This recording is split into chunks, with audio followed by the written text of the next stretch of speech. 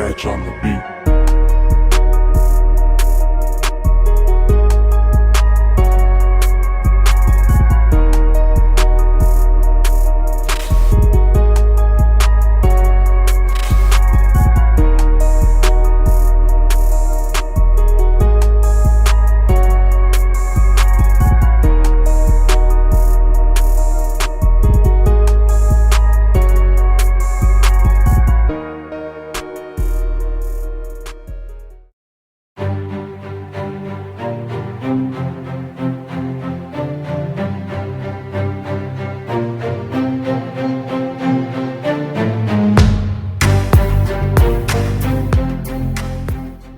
What up, guys? It's your boy. You already know who it is. I'm here, about to start working out.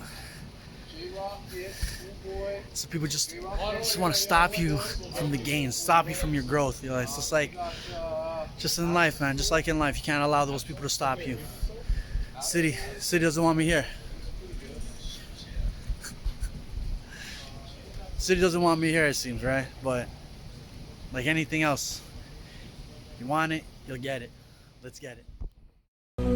Like when you're young or when you do something and you're a novice, right? And you start out doing it and you might think you can do something with it, or you might not. You might do it and it's being driven by your passion.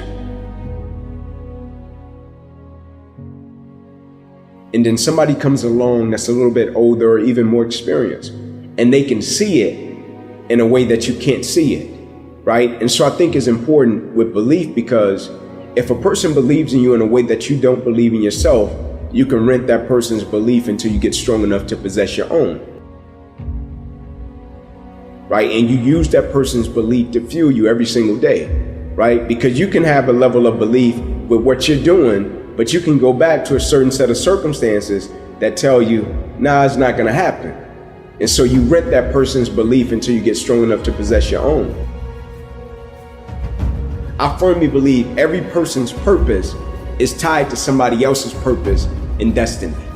And so your purpose, my purpose, is tied to somebody else. Like when I speak, when I do what I do, like people say, oh man, I really needed to hear that, right? That helped me do this, that helped get me through this, that helped me with this.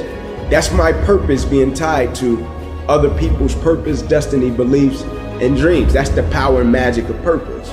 Right? I don't think it can be a purpose without being tied to other people's purpose, destiny, dreams, and aspirations. Right? I think that's the power in it, but realizing it is another thing. The only thing I felt I had the advantage in my whole life was my work ethic, and I took pride in that. Right? I was never the biggest, the fastest, the strongest, never had the most resources, but I had a work ethic. I think what's most important is, when we go through something, what's the perspective that we have of it, right? Because for most people, when you go through something, the person's natural perspective is, okay, what did I lose, right? What happened to me? Like I took a loss, right? People never look at it and say, okay, man, tell me, what did you gain, right? Even though I know it hurt, you didn't want to go through it, but look at it in a way to where you can say, what's the lesson in this, right? What would you say life is trying to teach you from dealing with this? And I firmly believe the quicker you can shift your perspective from yourself to others when you're in the midst of adversity, the quicker you'll get through it.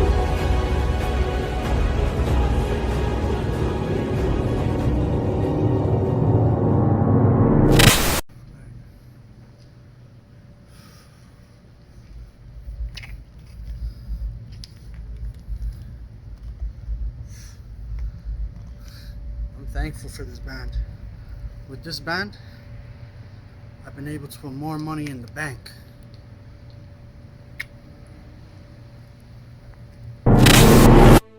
I think having a purpose is that thing that makes us tick, that gets us up every day and gets us over the hump of opposition and adversity. And the reason that I champion adversity and opposition is because I think for the most part in life, people pretty much know what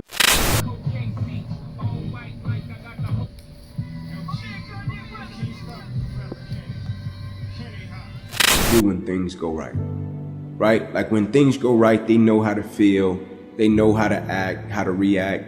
But it's when that opposition and that adversity comes and it creates a level of misunderstanding, right? Now the vision is blurred.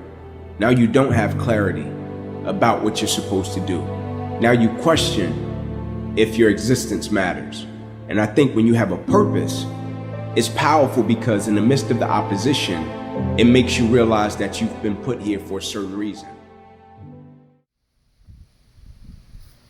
Just like the city that's trying to prevent people from working out. Maybe it's not just working out, but in the way they're still trying to prevent people from doing something. There's going to be people in your life that prevent you from doing shit. They're going to prevent you from doing this, from doing that. Don't buy this, don't buy that. Don't do this, don't do that. So you gotta ask yourself, are you doing it for them or are you doing it for yourself? Take the risk. Take the leap of faith. Let's get it.